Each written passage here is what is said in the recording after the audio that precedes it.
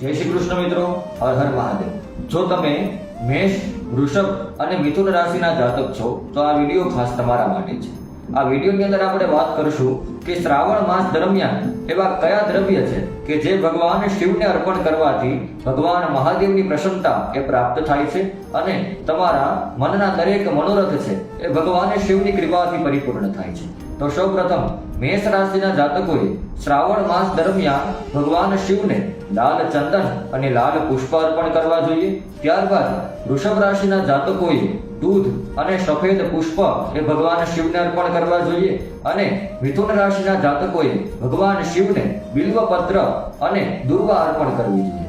આ પ્રમાણેના દ્રવ્ય એ ભગવાન મહાદેવને અર્પણ કરવાથી મહાદેવની કૃપાથી તમારા મનના દરેક મનોરથ છે એ પરિપૂર્ણ અવશ્ય થશે। તો આ વિડીયો તમને કેવો લાગ્યો એ જરૂરથી જણાવજો અને કોમેન્ટની અંદર હર હર મહાદેવ લખવાનું ભૂલતા નહીં। જય શ્રી કૃષ્ણ, હર હર મહાદેવ।